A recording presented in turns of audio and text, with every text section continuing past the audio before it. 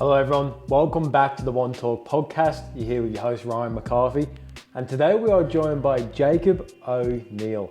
Jacob is a men's leadership coach who's devoted to serving men at the deepest level. He's also the founder of the Gathering of Men, which is a 4-day event for men who want to cultivate their masculine power through challenge, celebration, and deep connection. He's also the co-host of the Sex, Love, and Everything in Between podcast. And within today's episode, we touch on rites of passage, masculinity, intimacy and relationships, why men punish themselves for reward, and how we can come in alignment with our true self, and so much more. There's so much value packed in today's episode. It was a fun conversation to be a part of. I really admire Jacob and the work he does and the wisdom that he shares. So I can't wait for you all to check this one out. In other news, if you could please leave the podcast a rating, if you could please go on the Spotify or Apple Podcasts, wherever you listen to it, and just leave a rating. It helps so much, just helping this podcast grow. If you could also follow this show or subscribe on YouTube, that would mean so much as well. And if you could check out the One Talk clothing, I'm wearing the hoodie right now. One Talk clothing is also available. The link will be in the bio for that. And also the link will be in the bio to find Jacob and everything you can to get involved with the work he does or just connect with Jacob. But without further ado, let's welcome Jacob.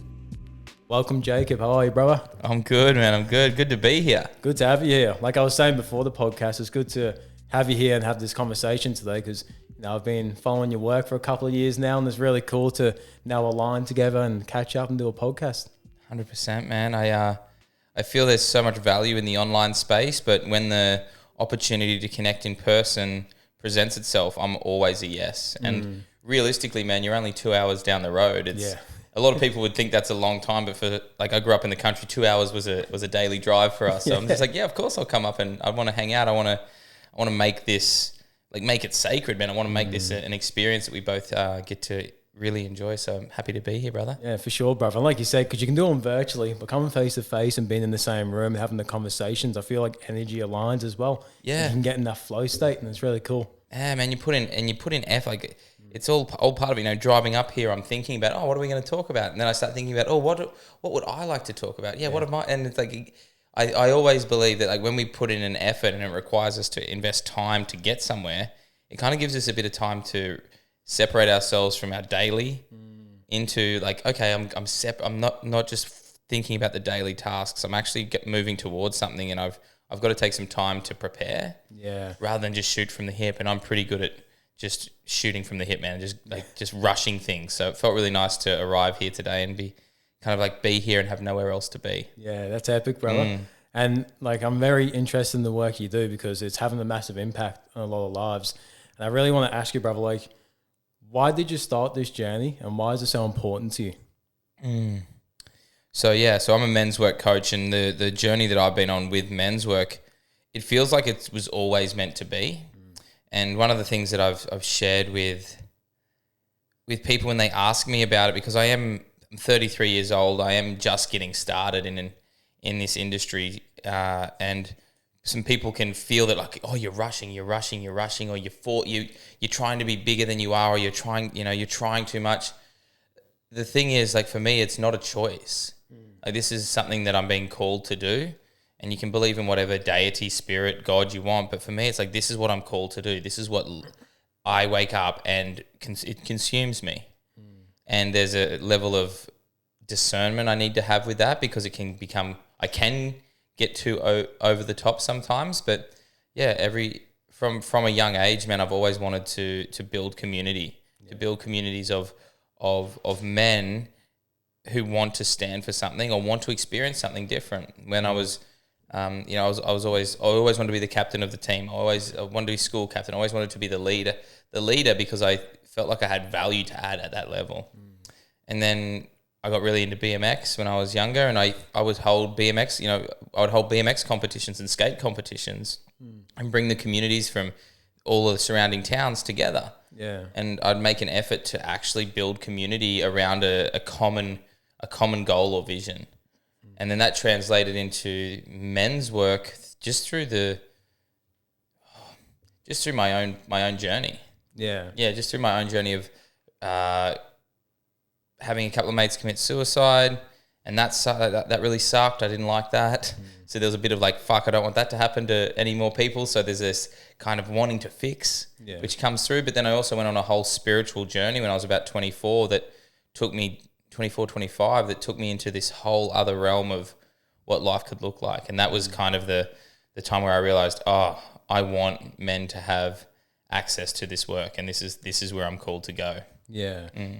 That's a amazing journey, brother. And do you feel like with the community aspect of it, because community is so important, right? Especially if you date back all the way to tribal days. Yeah. It's something we've always been involved in. And I feel like lately we've been pushed more to isolation. It's cool to see people bringing communities back together. But with community, did you have an example of someone who showed you the importance of community, or was it just an innate knowing that you had from a young age? Growing up in a small country town in Australia, that really is like, it's community driven. So a lot of the men in my life are all very giving with their time and resources. So my father, like, there was very rarely a time where we didn't have people over for dinner, or we weren't going to someone else's house for dinner. And if someone wanted to build a shed, all of the men would go and build that shed at his place, and then 3 months later they'd be building a shed at another person's place. Or it's, all right, we're going to put a new roof on this person's house. So they'd go and do it all together. And there was this sense of camaraderie that wasn't built on conquering or defeating someone, but it was built on actually how do we like tend to the needs of of each other with the resources that we have through friendships, relationships, and community. And it was really cool. And my father's very like, even though he sometimes gives more than he should, and he has in the past probably abandoned himself for the sake of others. I learned that a lot from him. Yeah, well, and then transitioning into like a spiritual journey as well, because growing up in the communal town, were you aware of any of the practices to start a spiritual journey, or how did that even like come apart? Yeah, man, like that was that like spiritual, like I was deeply connected to the land without knowing it. So it was great. We didn't have traffic lights. We didn't have a cinema. We didn't have McDonald's or KFC or Woolworths or anything. We had an IGA. Yeah. And we didn't even, and we didn't have, nothing was really open on weekends. We were fortunate enough to have this, and the river was a 5-minute bike ride. The bush was a 5-minute bike ride. Everything was accessible. Yeah. So I spent majority of my time digging holes, fishing rivers, and just being out in nature. Yeah. So I was really fortunate to have that. Even at the time, I may not have appreciated it, but I was really fortunate enough to spend a lot of my time in nature. Yeah, how good's that? Oh, bro, it's the best. Yeah. I need some of it right now. I can feel the part of me that's been like working too much. And it's like, you need to go and just spend some time with the river, bro. Go and chill. Remember that it doesn't all need to happen today. So true, because I feel like we, especially like us, I feel like I have such an instinct feeling to be in nature, whether it's the beach, whether it's the bush. But like I have days where I'm like, I just need to be with it. Yeah. Like, it's just a calling that I feel deep within me. Yeah, man. And that's like, one of the things that I say to men is like the truest reflection of you will be found in nature. Like men go looking for, validation and identity and success and achievement and material possessions. And these are all things that are born of an incessant need to get somewhere. Whereas when you go to nature, it just moves at the pace it wants to. Yeah. It honors the cycles of the seasons. So when you come back to nature as men, it's an innate calling because you want to return to your equilibrium. You want to return to the pace at which feels right for you, but also nature moves in cycles and it's not linear. So this the modern society is like keep going, whereas nature's like, hey, it's winter, we're gonna go inward. Hey, it's spring, it's time to come out and plant some seeds. And this is where when I return to nature, I remember I am part of the seasons. I'm part of this. Yeah. I feel like when I go on nature too, it feels like that's the moments I have the most understanding of myself. You know what I mean? Like when I get caught up in work, when I get caught up in podcasts and whatever I'm doing, like everything's so external. Yeah. As soon as I go on nature, like everything makes sense to me, like like as an internal dialogue as I'm in there. Do you find the same with yourself? Yeah, it's like all those answers I was looking for on YouTube and in the fucking books, reading another fucking self-help book, reading about these atomic habits and all this shit. all I needed to do was go and sit underneath a tree for 2 hours. And then it's like, you already know someone who can help you with that. Why are you trying to force? Oh, there it is. Come home. And the funny thing is, normally when I come home, the thing that I was worried about is half the time it's resolved itself. Yeah. It's no longer a problem.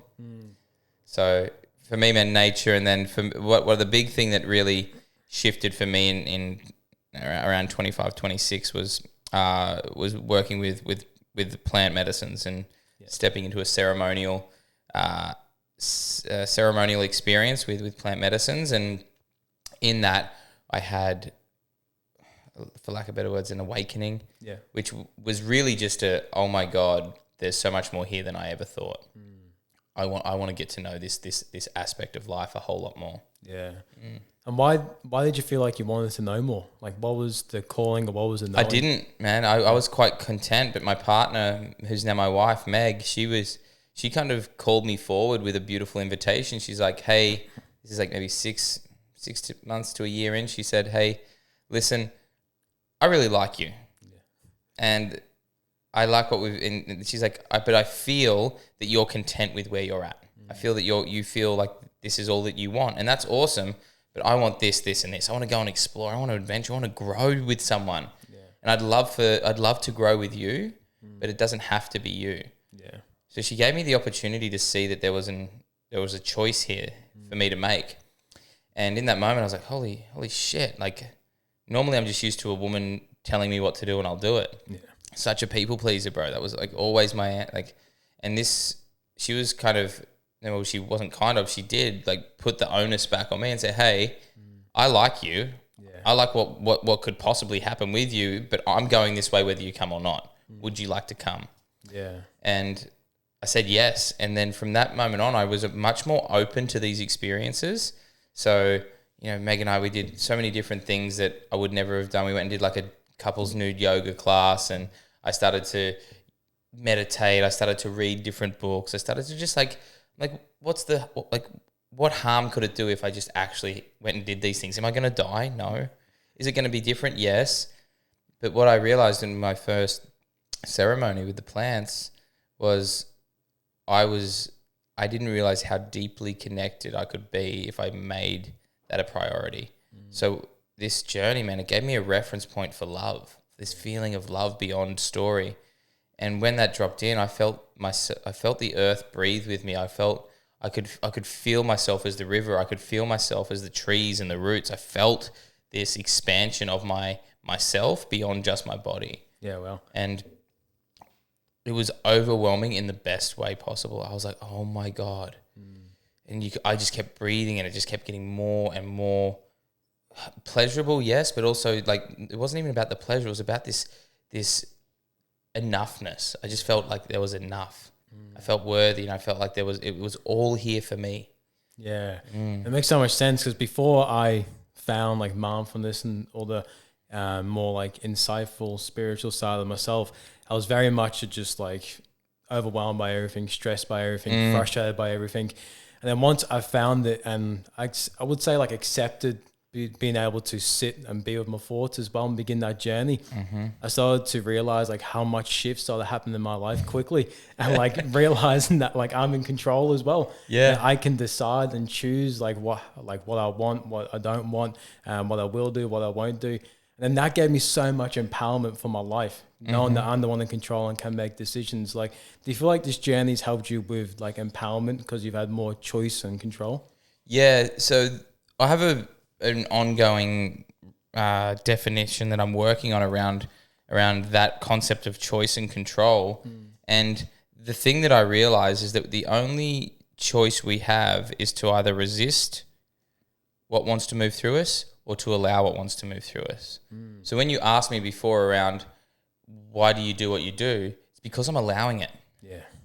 Whereas if I was to resist it, I'm like, no, Jacob, you need to work a 9 to 5. You need to get enough money to buy a house so that you've got and a car, so you've got a place for your family to live. Whereas now I'm like, my family will live wherever I fucking, they will follow me if I'm in alignment and I'm open and allowing life to move through me.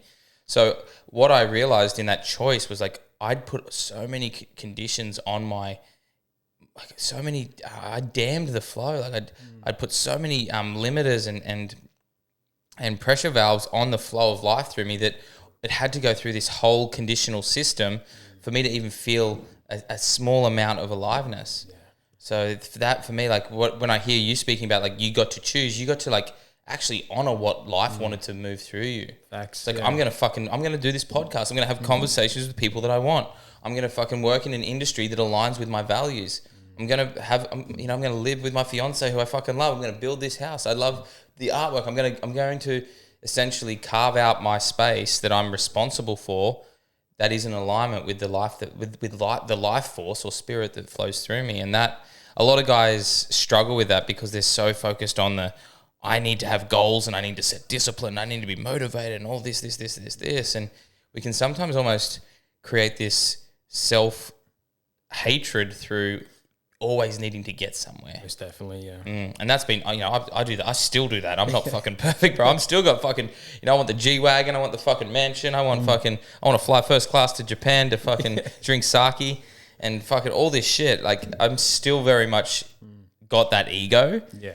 But I now have the tools to get out of the way when I need to. That's so good that you touched on that too, because that acceptance and not having restriction in your life. Because I found that with myself when I was watching all the motivational videos to have a structured routine every 10 minutes, do this, this, and this, and then do this, and this after it. I started to resent the things that I loved. Because everything was just in place and structured. Like, yeah, you need structures, but it can't be too focused on where it does become restrictive, right? But now when I wake up, it's more so like, what do I need right now? What do I feel? And go from that. It's like, cool, I'll do breath work. I feel like I need to breathe. Or I feel like I need to sit in the sun and close my eyes and just observe for 10 minutes or whatever comes up in the moment, to have that acceptance piece. Yeah, right. Man. Some mornings you want to wake up, put on music and make scrambled eggs. Other mornings I want to go out and sit on the grass and just lay down and like rest in the sun. Like I truly believe there's a balance between listening to what your body is asking for, and also having that structure in place to make sure that you do move toward your greater vision. Like, how do you connect or listen to that? Like, is it through meditation? Is it through mindfulness? Like, how do you connect to that, like, internal knowing or acceptance piece? For me, like, there's a few ways. Yeah. Number one, if I go running helps me, like a real Forrest Gump energy. Yeah. While I was running, like that for me is like just creates flow in my mind, and I have like really epic insights. Singing helps me incredibly. Yeah, like incredibly. That just helps with like expression as well. Yeah, that's what I feel like with singing. Like, it just helps me express and be. Oh, it gets me into a flow state. Yeah. So what I'm normally looking for is this space to be in flow, and like I'll just play guitar or play my medicine drum and then just start singing whatever it is, even if it's just like I don't feel fucking good right now. Yeah, and I want to know why. And then I've done that in the car for sure. Yeah. And instead of like screeching it or primal screaming it, it feels like a more graceful way to like be curious with what's going on. So yeah, like I said, movement through running, singing, the voice and playing instruments really helps. Same sort of thing, bro. Stillness.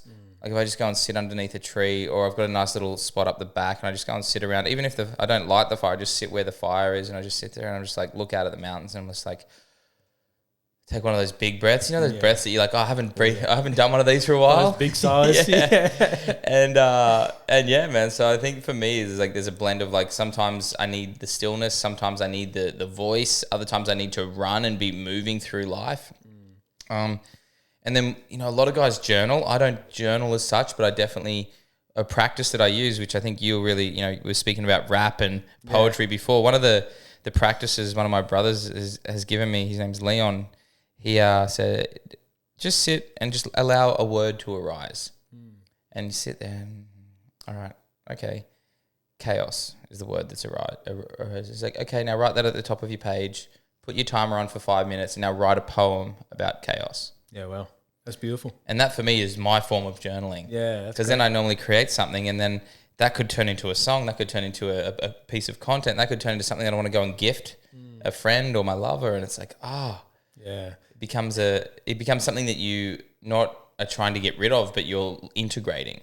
Integrating, and also you're doing it in a way where it's fun as well. Yeah, man. That's what I do. I'll put on my headphones, I go on YouTube and just type in, for an example, like Nipsey Hussle instrumental beat. Oh, dude, instrumentals. Yeah. I have Rough Squad is the grimy fucking tune that all the guys in the UK rap on, and I'll put that instrumental on when I'm just driving by myself, and it'll go maybe 10, 15, 20 times, and I'm just trying to like get a sick freestyle out. Yeah. And by the end of it, it doesn't even matter what I've said. I'm just in a state of joy because I've just been expressing, having fun, and I'm not holding on to something. I'm letting it go. I'm letting it out rather. Yeah. I feel like men need to do that more. Like just not just express, but also connect to something that's fun. Yeah. I feel like we're so very structured. We're so very serious. We're so very trying to be what we believe what a leader is. But I feel like we misconcept all the other elements in life that we should implement into it as well.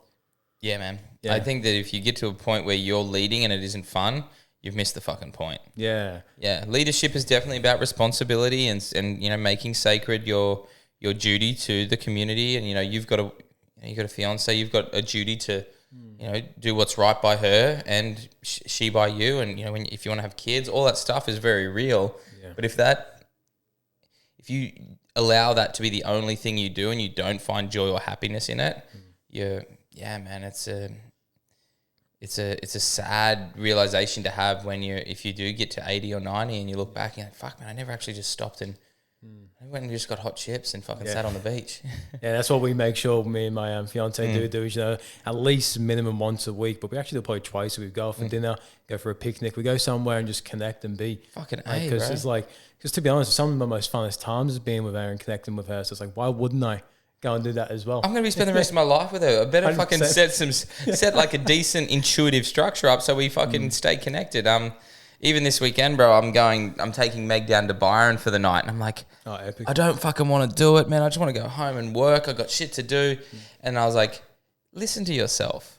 Like, you coach men on this and you're not willing to do the thing that you tell other men to do. So I got on, I booked the fucking place. It's more expensive than I want to be. Yeah. I'm going to get there later than I want to be. But I'm going to fucking follow through because it's a priority. A priority for me is connecting with you as a man because there's a network here and we're both committed to serving humanity in the way that we do. I'm never not going to prioritize that. But then I also have to prioritize my relationship. Yeah. And then I go and do that with Meg. And then what I've got to make sure is that on Monday, bro, go roll jiu-jitsu, go do something for yourself. That's for me, the three things, not to get preachy on your podcast, bro, but I do get a bit preachy. That's my shadow. Is the three things for men is can you make sure that you have a connection to self, to the relationships, and to the legacy that you're creating. And when you're deeply connected with yourself, you create inner freedom. When you connect to your relationships, you create intimacy, whether it's brothers, whether it's partners, whether it's your dog. When you're in a relationship, you're cultivating intimacy. Yeah. And with legacy, you're cultivating impact, which is how you will be remembered, or impact or service, however you want to flavor it. But those three things, freedom, intimacy, and impact, I believe are like the core tenets to a man's fulfillment and contentment in life. Agreed. That makes complete sense as well. And I feel like to find the flow in between the three as well. Like for myself now, it's like I'm at a point where I can like unconsciously find the flow, but then there's moments where I just get too stuck on one thing and it drags me in. Then I've got to have that moment where I'm like, I've got to pull back. Like, how do you find that with yourself? Like, I'm horrible at it. Yeah. I'm fucking terrible, bro. Like, I want to just do one thing well. Yeah. I want to either work on myself full time. I either want to be in relationships full time, or I just want to work on my business full time. Yeah. And having to balance those things, I'm just like, no, I don't want to. I just want to do one thing well. Let me just go hard on one thing for the next 5 years, and then I'll worry about that. Yeah, okay. But if you have a look at men who've done that in the past, it hasn't worked out well for them. The guy that is a workaholic for 20 years, and then his wife, they have a couple of kids, and then all of a sudden she's just like, I'm leaving. Yeah. You've never spent any time with us as a family. You're always working. He's like, oh, I was doing all of this for us so we could spend time together. Yeah. It's like, well, we could have spent time together in the process. Yeah. Why not enjoy the ride together? Why not take time on the process? And same thing, if a guy only focuses on himself and he goes off, and this is what happens to a lot of guys, they go and become spiritual, but then they become non-committal. So they go off into the mountains, or they go down and live in their van in Byron, and they just stay inward. They stay like, I need to be free. I can't be tied down, and they can't handle responsibility. So they never have relationships with any depth, and they never have any impact that has meaning because they're constantly focusing on themselves. It's so true, because like if you have people that have like a missus and you make the missus the mission, then they realize after a couple of years they may lose respect for you. It's like, because you're not putting energy in other areas of your life. But if you have the balance of somewhat, then you feel like everything around you has that level of I wouldn't say respect. I guess I would say respect, because man, I feel like deep down we want respect and we want people to acknowledge what we do. Totally. But then if we have all those things and we're doing them all piece by piece, I feel like our relationships will be better, our legacy will be better, then our internal will be better as well. Exactly, man. Exactly. And for me, I would rather get to the mountaintop with the people I love, wearing the clothes that I like, in the body that I feel strong in, than rush to the mountaintop, be sloppy, and have no one with me. Like, it's really about balance, man. Like I said, I'm not good at it. Yeah. I'm getting better at it, and I'm in a constant cycle of the seasons. And yeah, for me, it's like, how conscious, how mindful can I be of where I'm at in those three areas, and which one needs a bit of love. It's like, hey, bro, haven't been checking the finances in the business for the last month. Make some time. Hey, bro, you haven't taken Meg out on a date for 2 weeks. She's been sitting around waiting for you. You know that she values quality time with you, and you do value it with her as well. You love her. Yeah. Like, express that. Yeah, and when you ask yourself quality questions as well, you can start getting quality answers, and that can be a big game changer for your life. And like, when you're real with yourself, bro, like when you're honest with yourself, it's so much easier. Because if you tell yourself a story that, hey, I'm busy, work's just busy, that's why I can't hang out, I can't take Meg out on a date tonight. Like, you're telling yourself a story that perpetuates your own fucking lie. And it's enabling what's happening. Yeah, you're enabling. And it's like, be honest with yourself, bro. You care about her, therefore act like it. Be a fucking man.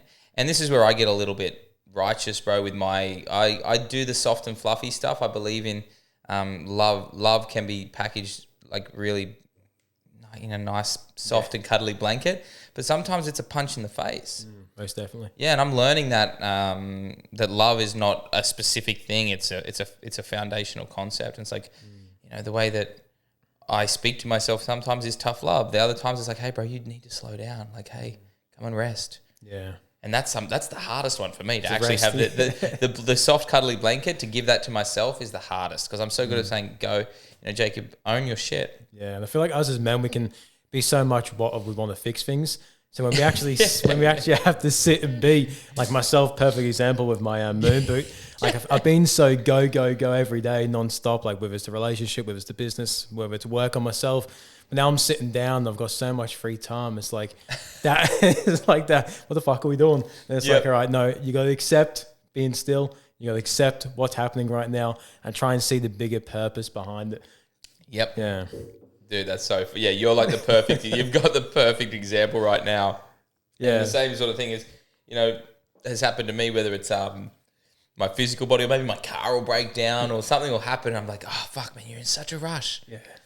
It's just like it's that reminder just to slow down. It's like, cool, ask yourself those quality questions again. Yeah. Yeah. Yeah, and I believe that's the thing a lot of men don't ever do, because they're always so busy. So those quality questions are only... You can know them, but if you don't take time to ask them, then you're actually just... you've just bought the tool, but it stays in the shed. Yeah, and especially when distractions come into play that make up most of the time of you being busy, and all the other things that you should be more aware of, you're avoiding as well. Yeah, man. I say to most men, like, have you got time in your allocated time each week to just being with yourself? Yeah. And it can be 20 minutes, it can be 20 hours, it can be whatever it is that you need it to be, but you must allocate some time to be by yourself. Yeah, 100%. Because if you don't, those quality questions don't get asked. Yeah. And talking about leadership as well, because like, how did you develop the skill, or how do you find yourself finding more of, I guess, the more intuition within yourself to be the leader? Because I see you run groups of over 100 men. Like, there's a lot of people, even to yourself, it's probably intimidating. Like, no, I've got an event coming up with over 100 people. Like, how do you find yourself collecting yourself and also processing that, but also understanding that you're on the right path? So all aligning with becoming the leader. the biggest thing that I had to get over to own that, bro, was my own judgment of grandiosity. Like in Australia, we have this tall poppy syndrome. The whole, if you shine too brightly, someone's going to come along and cut you off at the knees. So I would do that to myself before I ever actually got anywhere, so no one else would do it to me. So I would tell myself that I don't deserve it, I'm not that good, or I'd play down my desires to be great, to be a great leader, so that if anyone ever tried to come at me for my leadership, I'd be like, yeah, I know I'm not that good. I've already had that conversation. I'd protect myself. So now, the answer that I have, like the phrase that I speak is the fiercest warrior wears no armor. Yeah. And like that to me just gives me power, bro. When I say that, it's like the fiercest warrior wears no armor. It's like, I'm not wearing any armor, bro. I'm going out into battle and I'm going to show these men by being it. Yeah. And I'm like, I do want to run, and the thing is like these, I wouldn't say that I'm a visionary, but I do have vision. And it's like, fuck it, I'm a visionary. I'll own that. I won't hide from it. Is that I see these things in my mind, and it's like, I know how to make this happen. Yeah. So why am I not doing it? Because I'm scared. Trust in yourself. So fucking trust that it might not happen as quickly as you want, but it will happen. So yeah, like my big vision for my gatherings, I've got the Gathering of Men happening in less than a month now, the 29th of September. That this is just the beginning of the greater vision, which is to eventually get it to a point where we have gatherings in every state in Australia every year, which then leads into a convergence of like all the states coming together in the middle of Australia, and we have like 5,000 men together, bro, singing, dancing, sitting in stillness, like this 5-day ceremony with 5,000 men, and we invoke a new story, we invoke a new way of being that is more a remembering that it is a new way. Yeah. It's a new way for us, but it's a remembering of the deep innate truth that sits within the hearts of men, which then creates the culture that allows humanity to thrive. I was going to say, fuck, that gives me goosebumps. Yeah, like, I love hearing that. Like, just to see, like, within myself now, to see the vision of 5,000 men collectively around one country coming together. And can you imagine the ripple effect as well that's going to have in the communities that those people go back to? Yeah. Well, that's it, man. It's like that 5,000 men, to me, that's just the pebble in this in the lake. Yeah. What I'm looking forward to is the ripples that happen weeks, months, years, generations after that. Yeah. That to me is like, fuck, who do these men become as fathers to the children that they're going to have? What conversations do they go back and have with their boss? Yeah. What businesses start? What friendships are built and businesses grow and movements happen based on this pebble in the middle of Australia in 5 years' time when we come together? What happens then? Like, what ripple effect can occur? And I'm sure you've had people reach out about your podcast where you don't even know that someone's listened to it, and they may reach out and they say, hey man, I listened to this and this actually changed my life. And you're like, really? Wow. Like sometimes it can be really, you can, I know for me, I sometimes don't understand just how impactful the work we do as individuals can have. And same with me, man. I'm so impacted by so many amazing people, and they'll never know. Yeah. You know, I've read books by people that are dead, and I'm like, you're not going to know.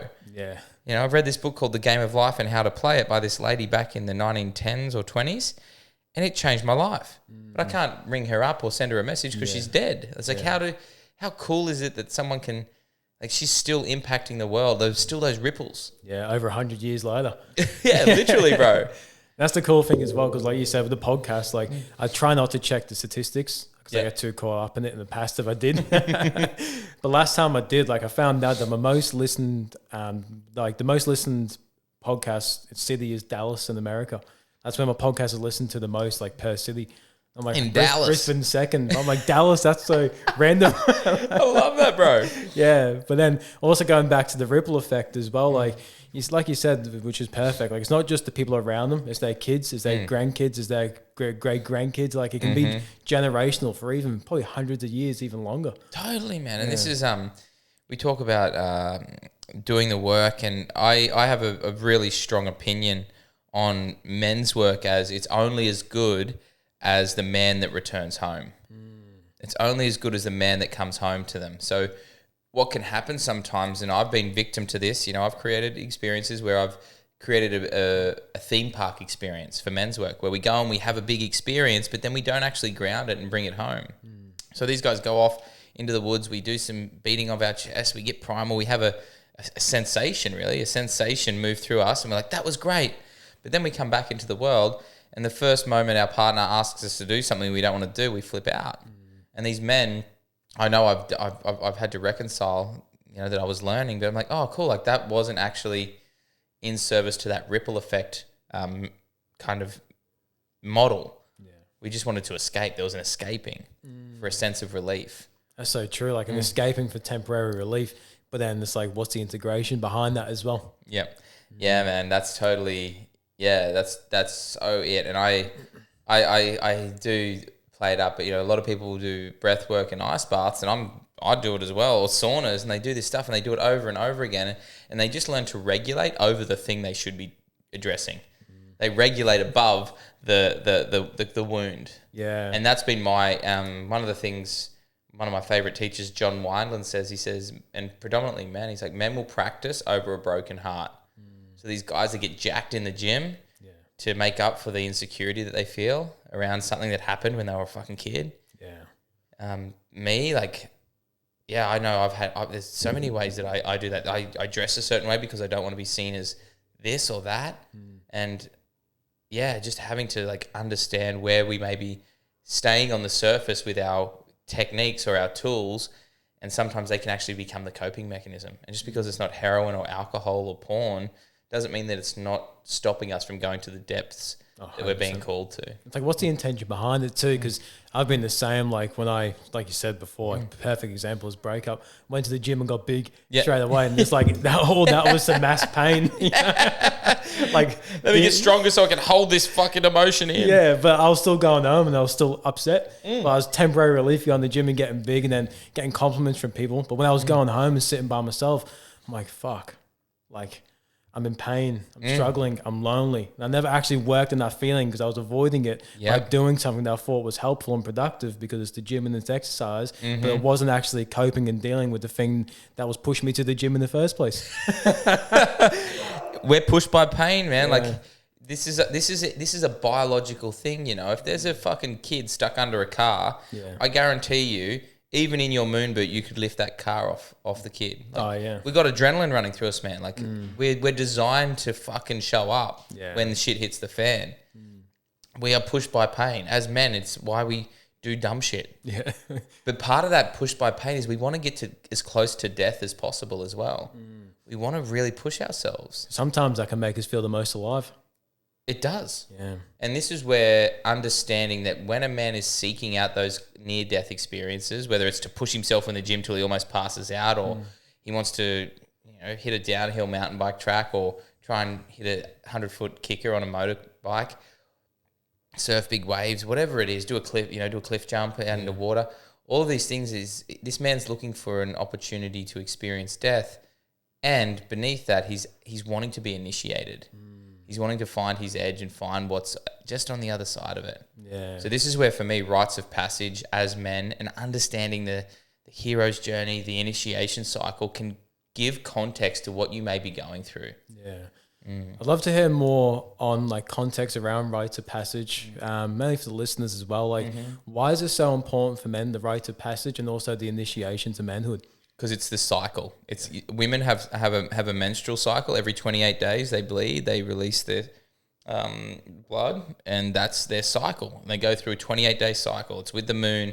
It's very clear for them. Yeah. As men, we don't actually understand ourselves as cyclical beings, so we detach from nature because nature is cyclical, the seasons we spoke about before, and we put ourselves on this linear path. So what rites of passage and initiation understanding initiation give us is a cycle for us to exist within, which is really, really healthy. Yeah, and do you feel like a lot of men have somewhat believed they've had initiation for doing it personally, but there is a complete difference from doing it in the community of men? And I think they've only done one aspect of an initiation. They haven't done so. This is I'll frame it really simply. It's just 3 steps. For basic initiation, understanding of initiation, you've got the call, the challenge, and the celebration. So between the call and the challenge, there's a threshold. So I'm sure you've had this experience where you feel, oh, I'm feeling called to do that. Yeah, definitely. But then the mind kicks in and says, no, that's not a good idea. Just keep doing what you're doing. You don't need to do that because that's you don't really know what that's all about. Yeah, definitely. Yeah. So the mind fears the unknown. It does not embrace it, but the heart loves the unknown. It's like, let's go there. Let's find out who we are. Yeah. That's very present in me all the time, and I have to be very careful not to jump off every fucking cliff I come across because I love what's on the bottom of this. I'm the same. Like I love exploring, I love adventure, I love all that, but sometimes it can lead me into trouble. Yeah, so this is where you can get addicted to jumping too soon. But you listen to the call. Yep, the call's there. Yep, it's not just a feeling. It's actually something deeper. It's coming through. Yep, I've got one. Yes, I should do this. Yes, it's still there. Third, yes. Okay, this is confirmed. Maybe you have a conversation with someone that kind of points you in that direction again. You're like, yep. And then you get to a threshold where you have to step through and choose the point of no return. And that's when you fully step into the challenge. So we could use a podcast, for example. You go out and you spend a couple of $1,000s on podcast gear. Yeah. You got to then fucking record the podcast, right? Yeah. You can't not. Otherwise, you're sitting there with a couple of $1,000s worth of gear and you're like, well, that was a waste of money. Yeah. So sometimes the threshold can literally be investing your money into something so that you can then start to invest your time and energy, which is the challenging bit, right? Okay, I've got to reach out to these guys. All right, I've got to book them in. All right, now I've got to get it edited. Yeah.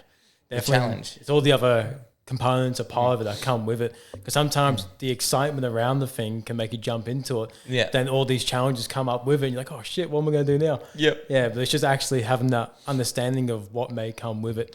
Totally. Take that step. Totally. So that leads us into the second part, which is the challenge.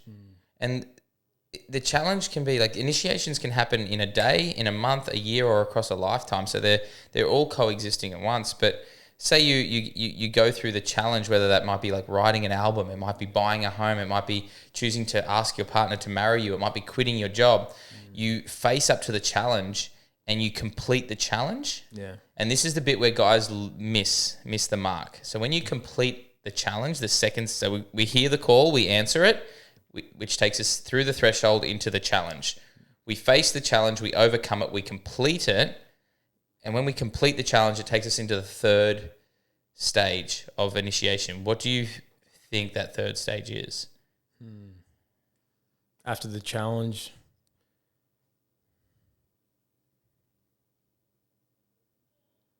I'm actually unaware. Awesome, bro. So I want to make this point really clear. A lot of men never honor this third stage because we don't know about it. We've never been taught that it's part of the initiation cycle. We're just focused on what's the next thing. So normally people go from the challenge, okay, what's the next call? That's me. And that's still a part of me, and it's linear, right? So we're just actually going from we're leapfrogging call, face the challenge, call, face the challenge, call, face the challenge. Like we're reaching for more. So the third stage after you complete the challenge is to celebrate. Yes. Yes. That's something I've definitely struggled with is celebrate. It's like, all right, done, next, done, next, done, next. Then you're like, fuck, why am I not feeling good? Why am I not feeling happy? Why am I not feeling grateful? Because you're not acknowledging that you did something that you'd never done before. Yeah, and like gym's a perfect example, like I mentioned before.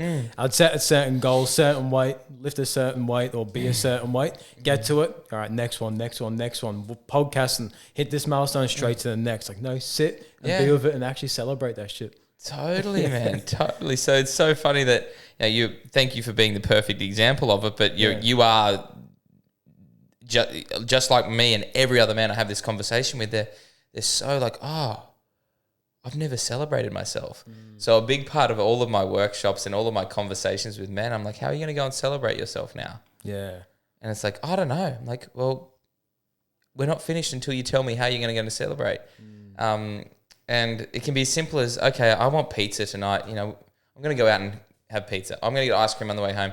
I'm going to buy that pair of shoes that I wanted. I'm going to take tomorrow off. Yeah. I'm going to go on that hike that I've always wanted to go on tomorrow. Be okay with it. And like, that's how I'm going to celebrate myself, by acknowledging myself and giving myself something that's important to me, like nourishing myself for putting in the effort of going through that experience.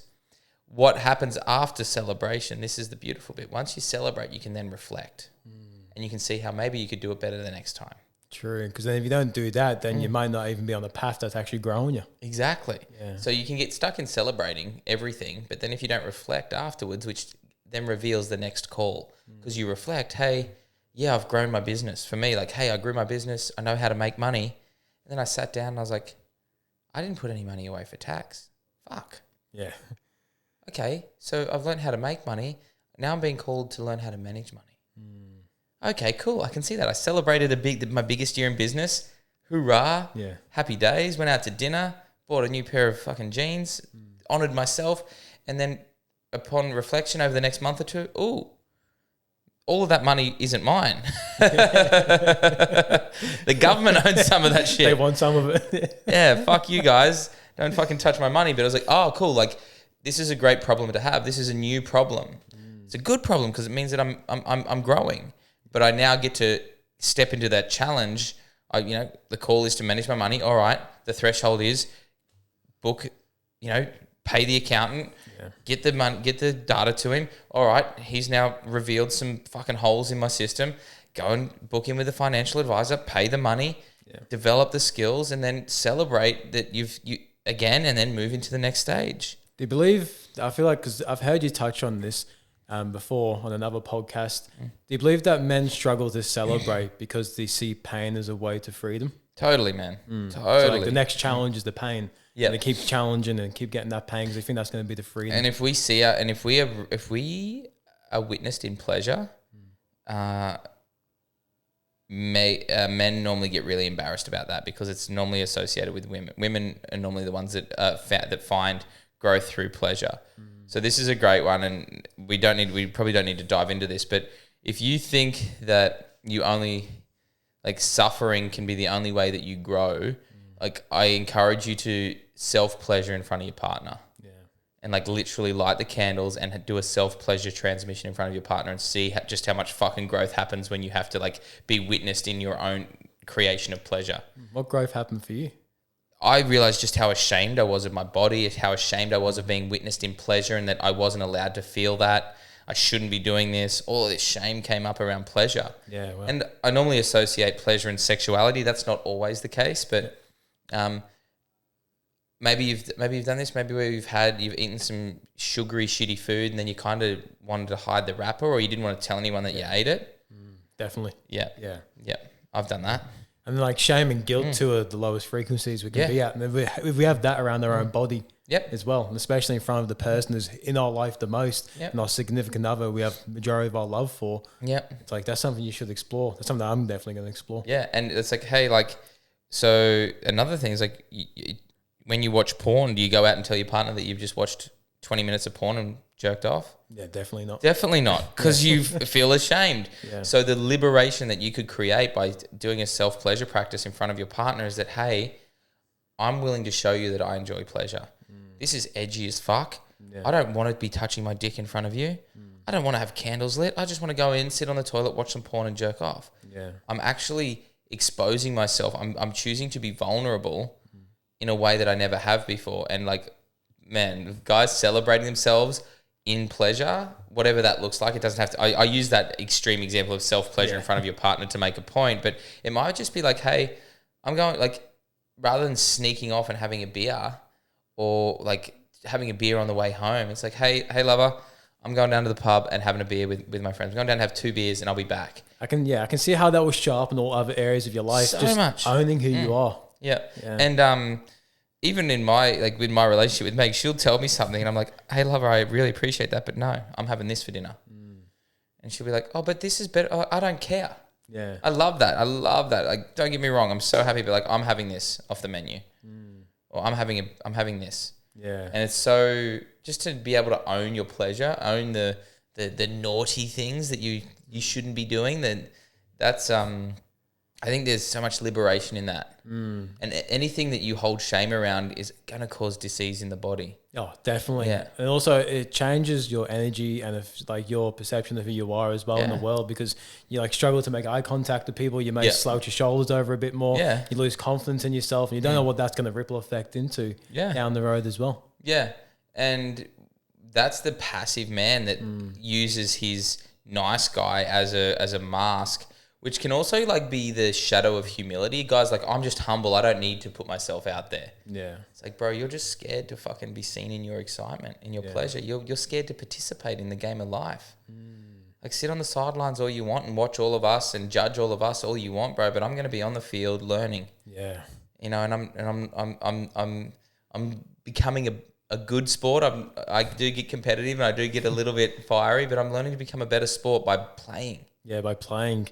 That's where you get the most knowledge, is by actually experiencing the thing. Yeah, that's why I'm training. I'm trying not to see how long I can wait until I reference jiu-jitsu in a podcast. Yeah. But it keeps coming up. Like, I was so caught up in my spiritual practices, you know, plant medicines, meditating, breath work, being on the land, being completely in this like spiritual kind of up here, like the esoteric cosmic realms.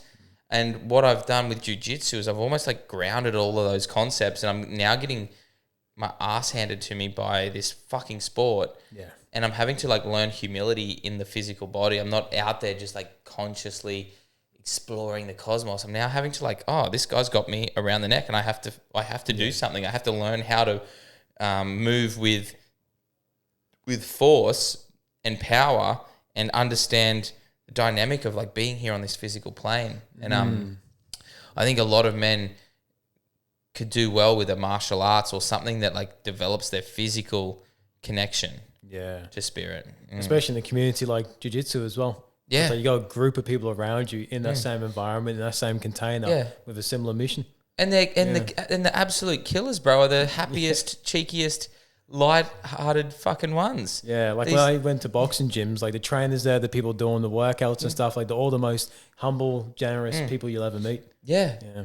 It's crazy, man. And if you come in with a hot head and a temper, like you're gonna get a bucket of cold water poured on you, and it's just through these guys are skilled in something you're not. Whether it's boxing, Muay Thai, jiu-jitsu or judo or taekwondo, all of these things create a level of respect for a craft that takes a long time to develop. Yeah. So the other offset, and I just think this is important for men who may feel like they're in a rush, if you do partake in a sport like jiu-jitsu, boxing, or something that takes time to develop, like years to develop, and there's a grading system that you can see yourself building over years, all of that pressure to be something sooner than you need to be it dissolves. Yeah. So for me, I'm only 6 months in, and I'm an enthusiastic white belt that thinks he can kill anyone, which is part of like, that's what makes me who I am. I'm audacious. Yeah. And part of that is being humbled. But yeah, man, it's going to take me 10 plus years to get to the stage where I'm a black belt. That's a long fucking time. Yeah. Especially because I'm in the coaching industry and everyone out there is promising like to change everyone's life in 3 months or less. Yeah. And it's just like, fuck off. You're not going to change shit in 3 months. Yeah, you can have intellectual shifts, but to actually ground that stuff, like you can have awakenings, aha moments. Oh my God, I now see life for what it is. But for you to calibrate and be able to hold that, takes fucking years. It took me 5 years to begin to be like, all right, I've got this part of it under control now. Now let's keep growing from here. Yeah, man. It took me 5 years to get to a point where I'm like, all right, I'm not struggling all the time. I've got these moments of grace now. I now know. I can now I'm not flailing. I can stop and realize that I'm not drowning, and all right, let me have a look around and see there's land. Let me start swimming rather than fucking about. Swim in the circles. I love it, man. It's fucking funny. We've come in with like the initiation and the rites of passage. If there's someone, for an example, like in Dallas, who may not have the accessibility to get to something like gathering the men, like how can the average person be able to begin the journey of rites of passage, or where should they look to, or what should they look for? Yeah, man. Thank you for asking. There's so many great books that I think will put things into perspective. And I think what reading does for a man too is it gives him time to sit and read or focus on one thing, or an audio book. Yeah, it creates solitude. So reading is almost a practice that has gone. And the best thing about a physical book is you can't put it on double speed and rush through it. That's the cheeky. I want to message Audible and say, fuck that off, because it just creates another level of urgency. But The Way of the Superior Man by David Data is a great place to start. That changed my life, that book. Dude, it's such a great book, especially if you're a young, gung-ho, like testosterone-fueled 20-year-old. I was 20 when I read it. Yep, yeah, bro. It's the best book for a guy in his early 20s because it puts a lot of things into perspective. You won't fully understand that book, or you'll continually understand that book at a deeper level. Like me reading it when I was 27 to Jacob O'Neill at 33, I've got all of David Data's quotes saved, and I'll go back and I'll read them. And I'm like, yep, needed to fucking see that today. So it's an ongoing thing that you can reference. But if you can find time to get out into nature, you'll start to feel that rite of passage. You'll start to feel the vision quest. You'll start to feel the ceremony. You'll start to feel the sacred move through you. And the call will start to become more clear. Yeah. So they talk about the call.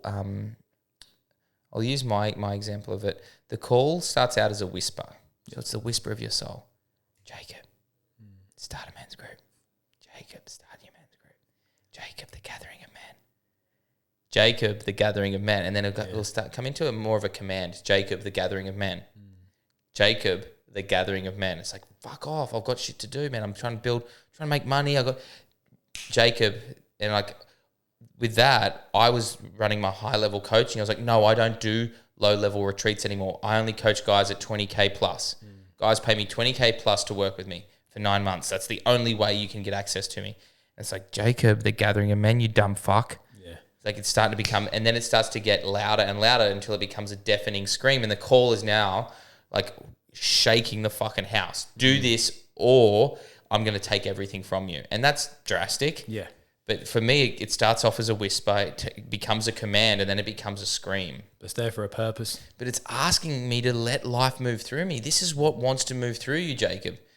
Last year, I ran it, and I just so this is reckless. I don't recommend it, but I only got the council approval for the site that we were running it on 24 hours before it started. Yeah.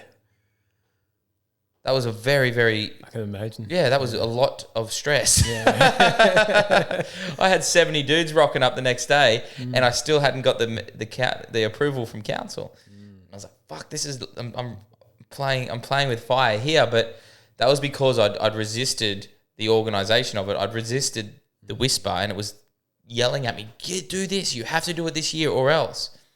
And now this year, because I've answered the call, this gathering of men, I've got all the stuff sorted, getting all the, everything's done. All I have to do is now execute. Yeah. That's so important as well. Cause like that relates with me with the podcast. Like sometimes like as episodes come out every Friday. Yep. In the past, I would leave it till 9 p.m. on a Thursday to edit it. Yep. And I'm up to like 1 a.m. trying to scramble it together for it to be released by 6 a.m. I'm like fucking stressed out. Yep. Now I'm like, no, every Sunday it's done. So then that week you don't have to worry about it. How good is that? That's you had to go through that initiation though, right? Yeah. You had to go through, fuck, I got to get it done. Yeah. That urgency. And now you're maturing into, hey, now every Sunday, this is what I do. Yeah. And then it's like, okay, I need to reach out to these 5 people that I want to get on the podcast in the next month as well. Let me start booking those in. You start to become more mature. You start to see things from a king's perspective rather than from the warrior's, right? The warrior's got his sword out. He's like, I'm killing you and we're going to win this battle. Yeah. But the king's like, okay, the warriors will win this battle, but we're actually going to look at this movement, this kingdom that we're building. So we do have to shift between those two. Yeah. And I think that's a really cool perspective that you've just shared, that many men will wait. And Meg and I have a podcast, bro, and still on a Wednesday night, I'm like, fuck, I haven't sent through the snippets to our VA for the fucking reels. I'm like, shit. And I'm sitting there at 10 p.m. hitting play, watching Meg and I talk, and I'm just like, fuck this podcast, man. But then it's like, I ask myself a quality question. Is it the podcast or is it the fact that you didn't fucking do what you said you were going to do on Monday? Is it the podcast or the organisation? Yeah. It's like, yep, it's me. I know. And then it's like, okay, can you just relax into the fact that for the next 2 hours, you're sitting here doing this? I'm like, okay. Yeah. And then at midnight, I switch off. And I'm like, okay. But before I do, I put it in my calendar. I block it out so nothing else can go into my calendar. That on a Monday morning, I watch the podcast and I send the snippets. Yeah. And then that's like, oh, I'm maturing. I'm learning. So true. It comes from the experience of doing it. Yep. Like you said before, the reflection after it. Because like that can be so many examples. Like in the past, I'll go to the gym twice a day to try and get results quicker, or I'll book in 5 podcasts a week, then be overwhelmed with all these people coming over and interviewing them. Like, how am I meant to prep for the next person when I'm still prepping for this person? Yep. But now, like, it's all spaced out and everything's in order because I've experienced the chaos. Yeah. I'm like, cool. I know what to do now. Bro, I love it. Meg and I were like, let's do 3 podcasts every Thursday and then we'll be like 3 months ahead. Yeah. We said that. We went into the podcast room, bro, and all we did was fucking fight for the first 3 hours. We didn't even end up recording a podcast that day. I'm like, oh, why are we trying to get somewhere quicker when, hey, we like recording a podcast a week. We like that cadence. Then, we can then have time to do the show notes. Yeah. We then have time to do the reels. We then have time to like share about it. And then when we share about it, the next podcast kind of reveals itself. So yesterday we knocked out 2 podcasts because we'd taken the time to like actually get clear on what we wanted to do, what we wanted to speak about. And we had that flow. Yeah, and experience life in the meantime. So when you do the next one, you've got more things to talk about. Go on that picnic. Yeah. So you have the conversation that gives the awareness like, oh, fuck, I want to talk about that.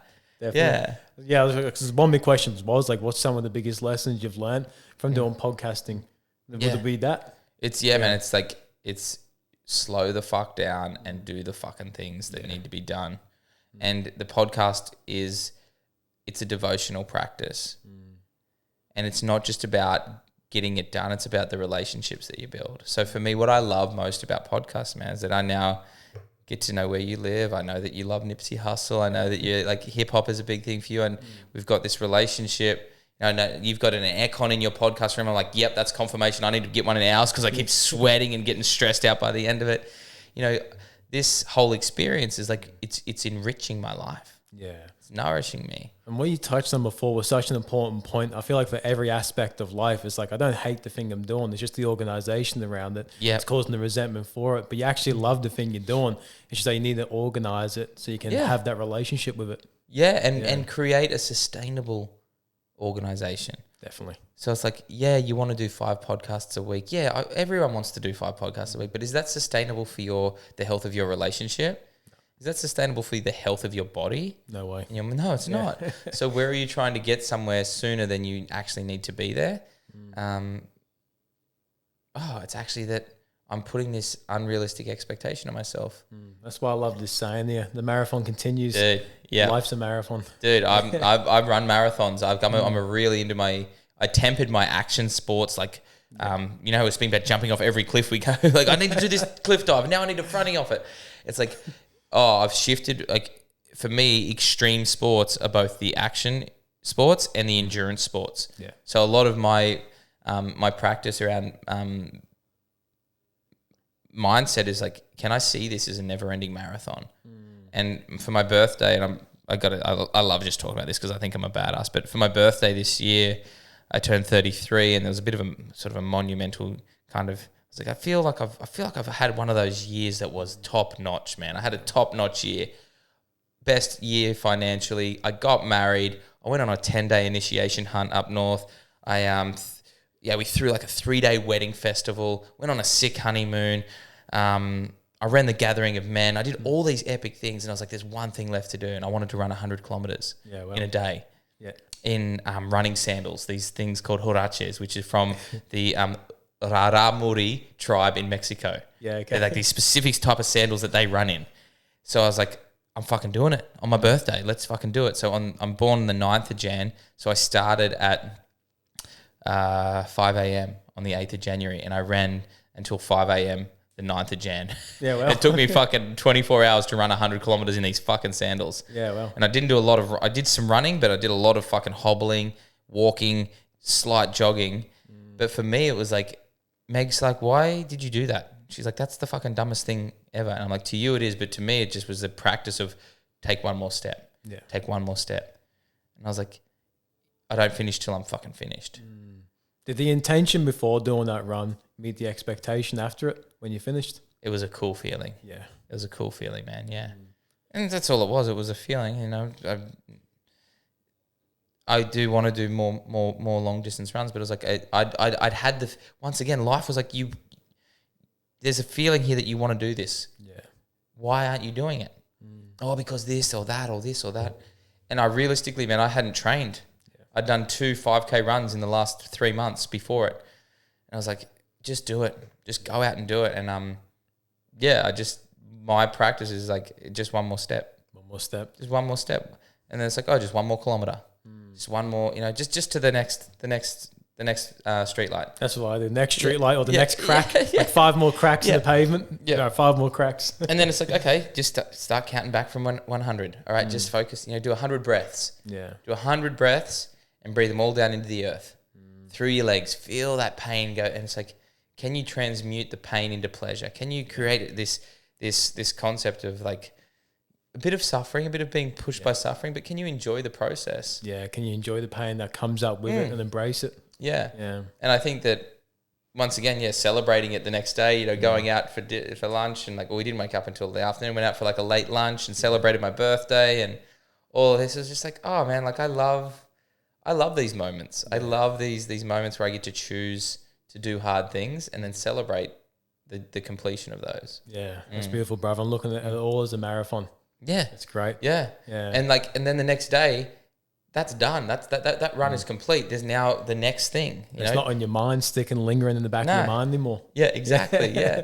And this is such a great way to look at life, man, because a lot of guys look for completion. They look for to finish something and then think that that's going to give them the feeling. The way of the superior man, like you're never going to be complete. Yeah. Life doesn't finish until you die. Yeah. And then who knows what fucking happens after that, man. Something pretty cool, I reckon.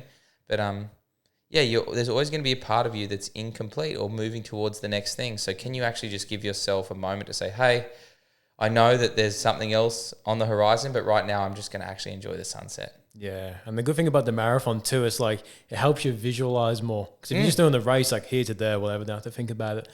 If everything's a race, that's what your mindset's like. But if you look at life for a marathon, it's like, all right, this checkpoint's here. When I get to this point, I'll celebrate, like you said. When I get to this point, I'll hydrate, which means like I'll connect with my partner, et cetera, et cetera, et cetera. But you look at things like at the bigger aid scale. Stations, yeah. Definitely, man. Yeah. Jiu-jitsu did that for me similarly. It's like, oh, when I go and roll, I've got no expectation to get anywhere because I know that my black belt isn't coming for fucking 12 years. Yeah. And how long you been doing it for? 6 months. Yeah. So it's just completely changed my perception of time and time frames. So instead of like wanting my coaching business to be in like a multi-million-dollar coaching business in 3 years, I'm like, it might take me 10 years. Yeah. Who cares? But the thing is, you're on the path to get there. I'm on the path. Why can't I enjoy the clients that I've got? Why can't I enjoy the fact that I've got enough money in my account? Yeah. Why can't I enjoy that, on a Friday I can finish work, drive up, have a beer with a bro, camp out, go and have a beach walk with an elder, and then come back into a pod. Like I'm living my dream life already. Yeah, I'm doing the thing that I always wanted to do. Why is this not enough? Because I've created a dynamic that I need to be somewhere before I'm not. Okay, come back. Yeah, you just enjoy the roses as the yeah. I've also, for the listeners as well, we spoke about this before the poddy, but because I've been following Jacob for a couple of years now, and I've loved your quotes on Facebook, and I picked out some of my favorites that you've posted. Yes. And before we end here, I'd love just to have the context behind it. Yeah, please, man. So the first one is, men, if you rely on your partner for love and validation, they will never fully respect you. Yeah, that's a recent one, and it's one that I've been really, really working with a lot of men, and it's been my biggest one, is that I realized everything that I did in my life was to earn the love of my partner. So what that means is that I see love as a something that can run out. Yeah. Love is a currency that she can dish out. So, hey, I'll do these 10 things for you. Here's some love. Yeah. And I had this whole dynamic where I had to do all of these things just to feel good enough to receive love.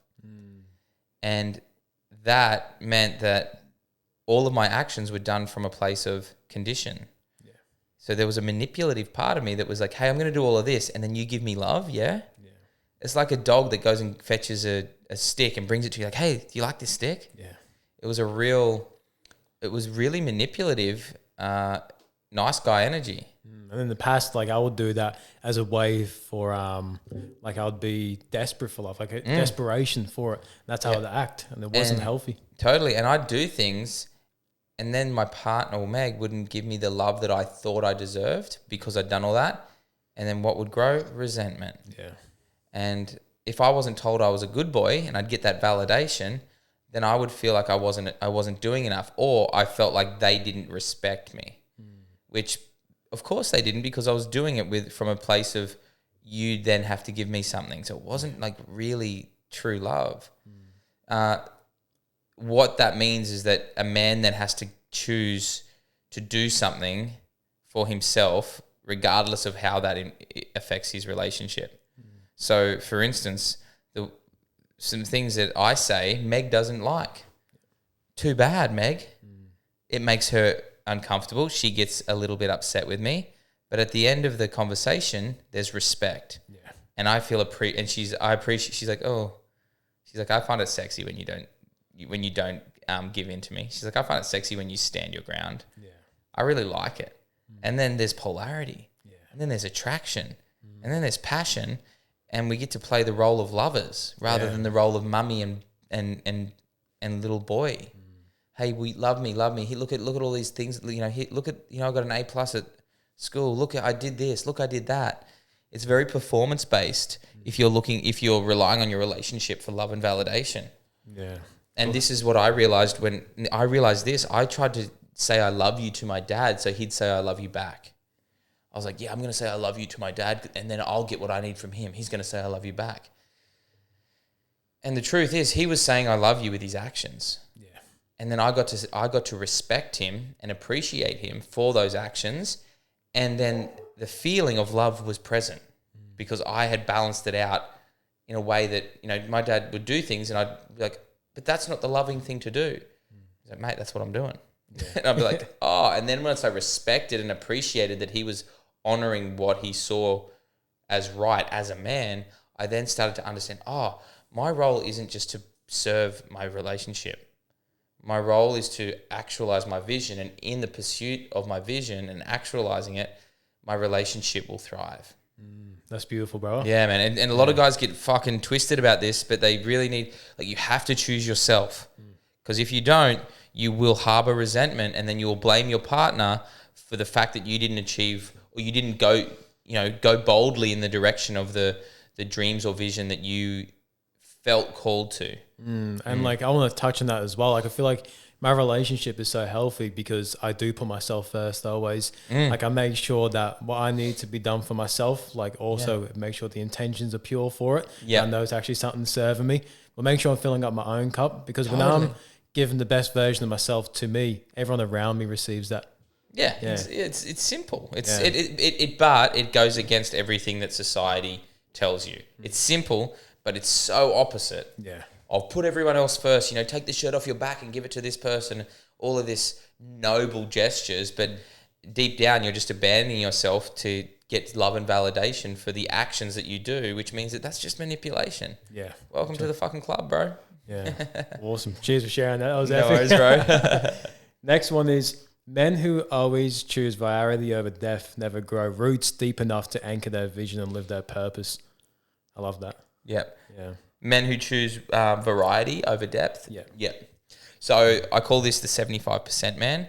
I don't know if you've ever done it. I definitely have, where I buy all the gear, I start a new hobby, and then 3 months in, I'm like, I don't want to do it anymore. Yeah, I've done that. Yeah. Yeah. I've bought the yoga mats, I've bought the stretches and stuff. I'm doing yoga. 2 weeks later, I'm not doing yoga. Yeah, and guys do this with many different things. They're like, all right, this will be the thing that makes me feel good about myself. And I'm not saying that you can't go and enjoy things, but you must have something that you're deeply committed to.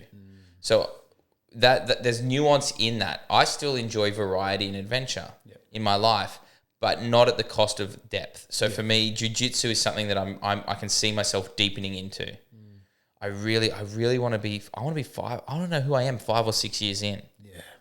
How cool is that going to be? What do I learn about myself? Who do I become on this journey? And what kind of podcaster are you 700 episodes in. 100%. That's something I think about a lot. 7,000 episodes 7,000. Because I look at Joe Rogan, he's got over 2K episodes. Yeah. And I'm like, I'm at 75. Yep. And I'm like, imagine the person I am, the person I grow into at that level. I didn't start listening to Aubrey Marcus until he was up to episode 160. Yeah.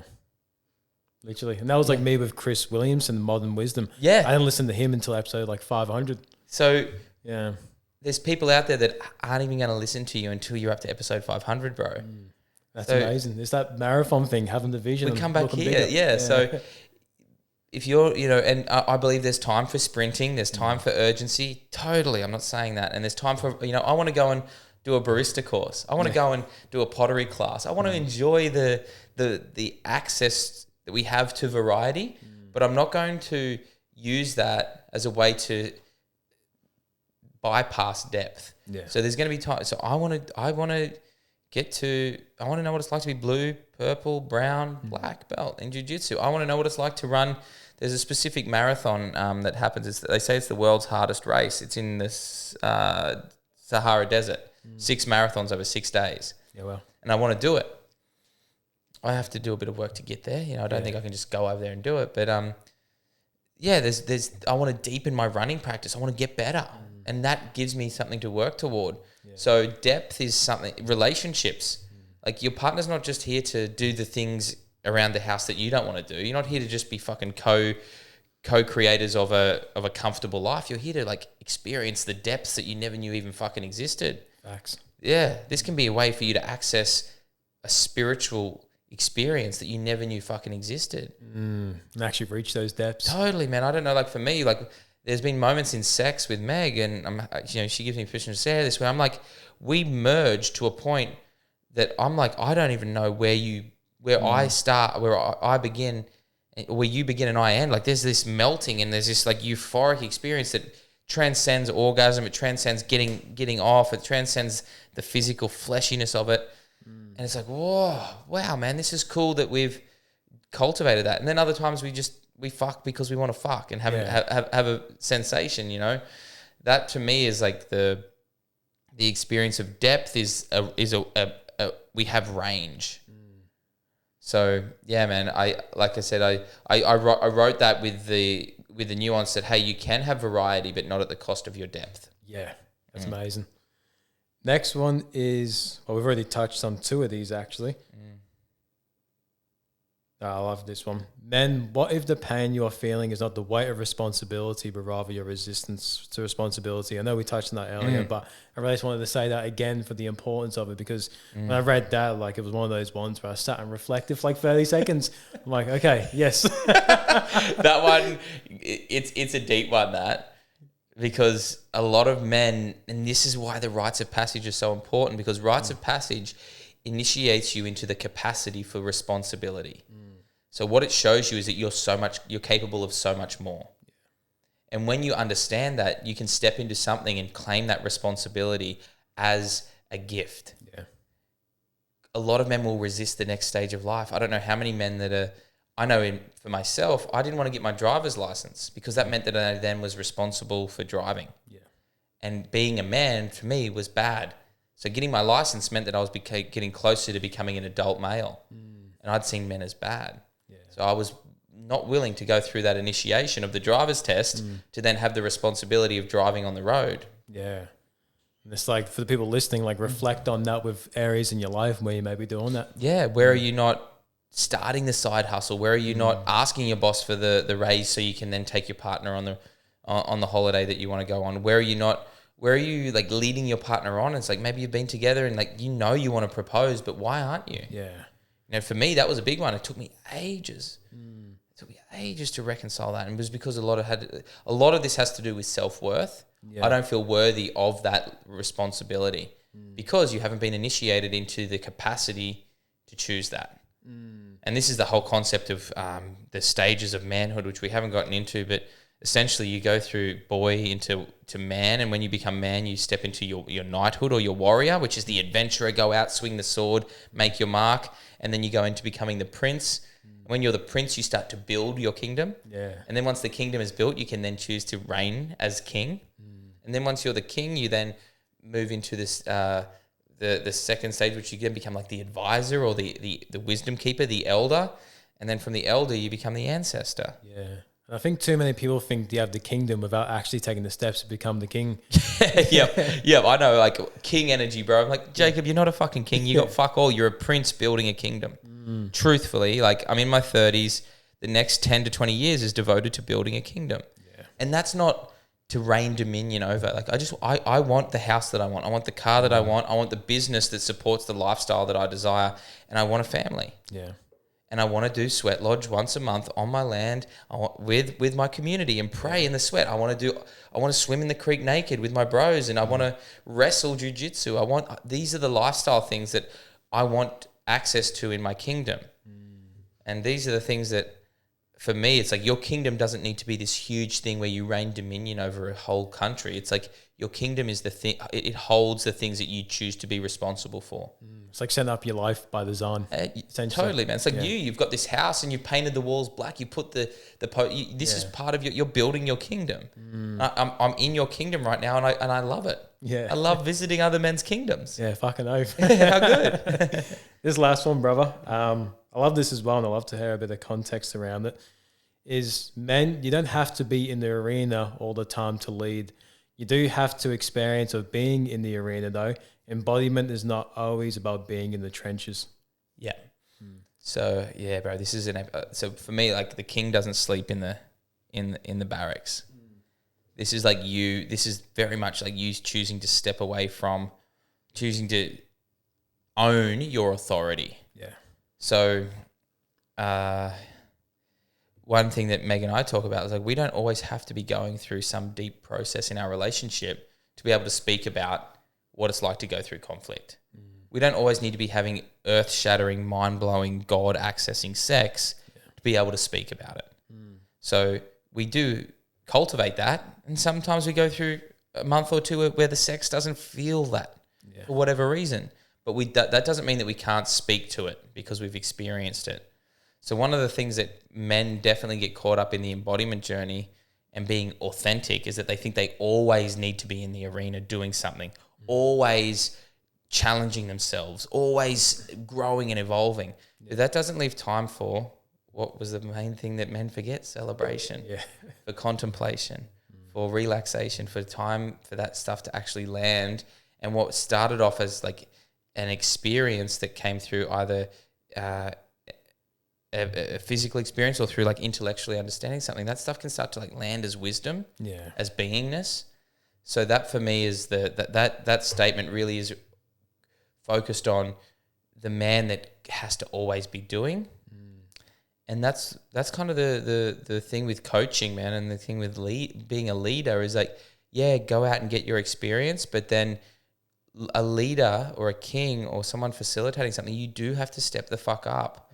And rather than be in the experience, you have to facilitate the experience. Yeah. So this is, whether it's you're holding space for your partner, you're stepping into fatherhood, you've got your business you're facilitating your business growth, you're whatever it is, training your fucking new dog. Yeah. You have to choose to see yourself as the embodied version of what you've experienced without having to always be in that experience.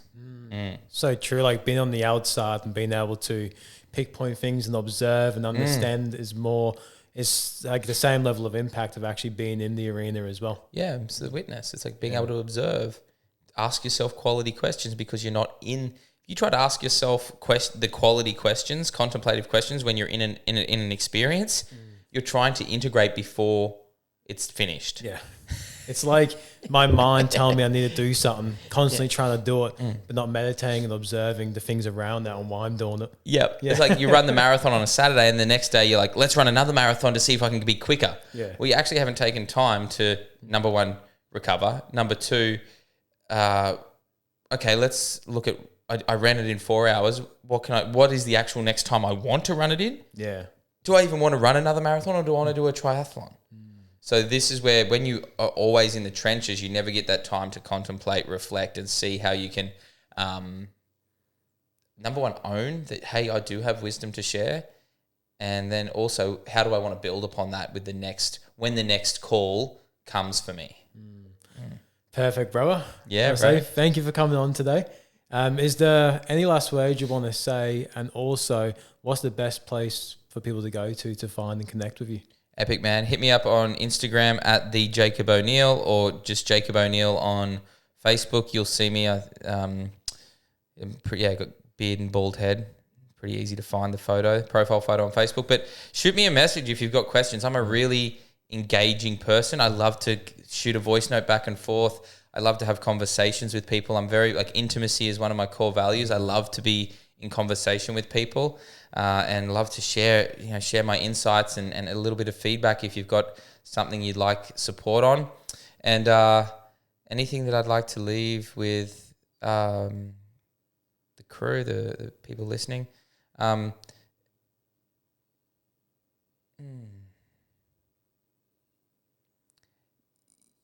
The thing that I want to be excited without expectations.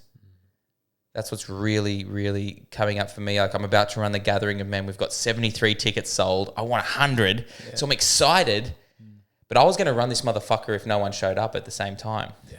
I made that decision when I launched it. I was like, I'm going to run this retreat regardless of who shows up. Yeah. So be excited without expectations. And if you're not too sure what you're excited about, spend some time asking yourself some quality questions, because a vision without your desires factored in is just a way for you to outsource way for you to do things for others. Yeah. And you forget about yourself. And that's when, like we spoke about, that resentment builds up and we forget that love is actually something we can cultivate from within. So yeah, get excited and let go of those expectations and see where it takes you. That might be the name of the podcast. Be excited without expectation. Yes, love it. Cheers, brother. I'll link all the links in the bio to find Jacob. But thanks, brother. Thanks for jumping on. Epic, bro. Appreciate you. Big love.